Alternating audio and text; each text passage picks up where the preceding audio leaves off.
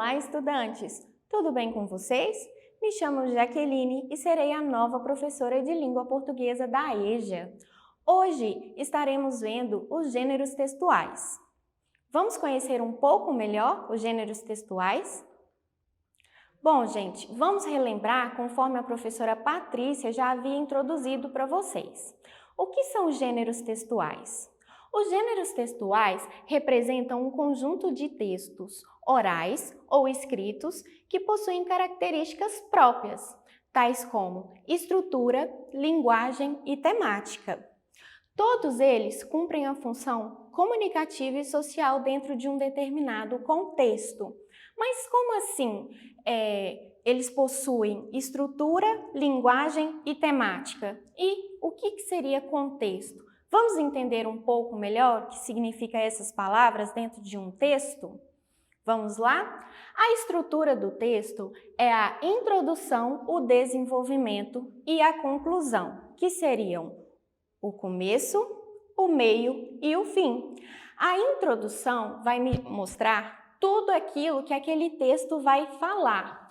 O desenvolvimento vai me trazer todas as informações do texto. E a conclusão vai ser o desfecho final do texto. A linguagem é como o homem comunica suas ideias, seus sentimentos, podendo ser escrito ou falado. A temática do texto é o assunto a qual o texto se refere, sobre o que aquele texto está falando. E o contexto são todas as informações que acompanham o texto. Tudo de informação que tem dentro do texto é o contexto do texto, ok? Agora que a gente conseguiu entender um pouco mais sobre a estrutura, a linguagem e a temática, vamos dar início aos gêneros textuais? Eu trouxe para vocês alguns gêneros textuais. Não são todos, nós temos vários outros gêneros textuais e cada dia que passa vai surgindo também outros gêneros. Vocês sabiam que o WhatsApp, as conversas em WhatsApp, podem ser consideradas um gênero textual? Sim, pois nelas nós nos comunicamos, então elas também são consideradas um gênero textual. Vamos falar um pouquinho mais sobre esses gêneros que eu trouxe para vocês? O primeiro gênero são os anúncios. Anúncios são usados para promover uma marca, produto, serviço ou ideia para um público definido em um meio de comunicação. Bom, ele não só promove a marca ou produto, ele promove várias coisas simultaneamente, né? E aqui falou em um meio de comunicação. Definiu o meio de comunicação? Não. Por quê? Porque para eu saber qual meio de comunicação usar, eu preciso entender qual é o meu público. Para quem eu estou fazendo aquele anúncio? Qual público eu quero atingir com aquele anúncio? Eu trouxe para vocês um anúncio de sabão em pó. Esse anúncio, além da marca da empresa, ele prega também uma ideia que fala que se sujar faz bem, né? As crianças estão todas felizes sujas. E quando a mãe for limpar aquela roupa, ela não vai ter tanto problema para limpar aquela roupa, porque esse sabão é eficaz na limpeza de manchas. Então eu tenho que saber para qual público eu vou falar, para saber qual meio de comunicação eu vou usar, ok? Geralmente essas propagandas a gente vê como o público delas são para os adultos, a gente vê muito em jornais, revistas, panfletos, ônibus, televisão, né? São anúncios variados, ok? Vamos seguir? Nós temos também as cartas. Elas são utilizadas como meio de comunicação direta entre pessoas. As cartas, hoje em dia, elas não são tão usuais, pois temos vários outros meios de comunicação. Nós temos e-mails, mensagens, né? Grupos de WhatsApp, só que ainda a gente utiliza as cartas. As cartas são comunicação direta entre as pessoas. Nós temos também, como gênero textual, os convites. Os convites são textos digitados ou escritos com a finalidade de chamar um grupo ou apenas uma pessoa a participar de um evento, reunião, festa ou acontecimento. Dentro dos convites, nós temos inúmeros modelos de convite, né? Depende para qual evento eu vou querer estar convidando essa pessoa. Eu trouxe aqui para vocês alguns modelos de convite, uns mais formais, outros mais alegres e até com formato diferente. O convite vai depender, como eu disse para você, o modelo do convite vai depender do tipo de evento que eu vou estar fazendo. Mas é o primordial nos convites que não falte as informações que o meu convidado vai precisar para ir naquele evento. Vamos supor que eu convide para um casamento. Um casamento, às vezes o noivo ou a noiva tem alguma preferência de vestimenta, de roupa. Então, essa informação tem que conter no convite. E é de suma importância que não falte no convite data, horário e endereço do local onde vai ser feito esse evento.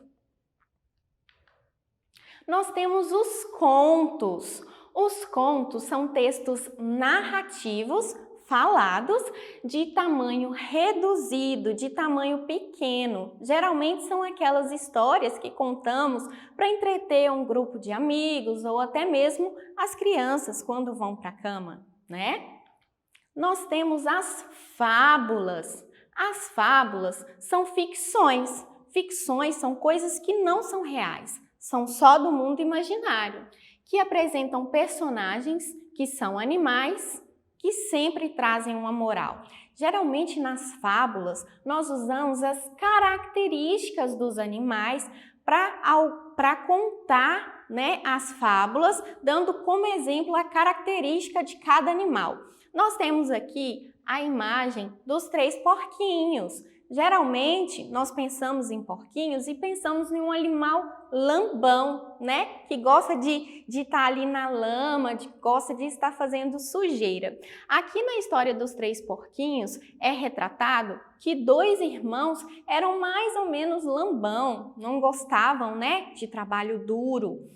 E o lobo, por sua vez, um animal forte, um animal que caça, então ele estava aqui tentando derrubar essa casa dos 3 porquinhos. Nós temos o gênero textual notícias. As notícias têm como objetivo informar fatos verdadeiros e reais do dia a dia, que são importantes para a sociedade. Hoje em dia, nós temos vários canais de notícias, não é mesmo? Nós vemos notícias em TVs, em jornais, no WhatsApp. Nós recebemos notícias até mesmo dos nossos vizinhos, que às vezes batem lá no portão de casa para dar uma notícia, para dar alguma informação que é relevante. Só que, apesar de na íntegra notícia ser fatos verdadeiros e reais, às vezes recebemos algumas notícias que não são reais. Então, nós temos que ter mais ou menos um filtro ali do que a gente está ouvindo para mensurar se aquilo é verdade ou não. Nós temos as parlendas. As parlendas são textos recitados com ritmo que torna a compreensão e a memorização mais fácil.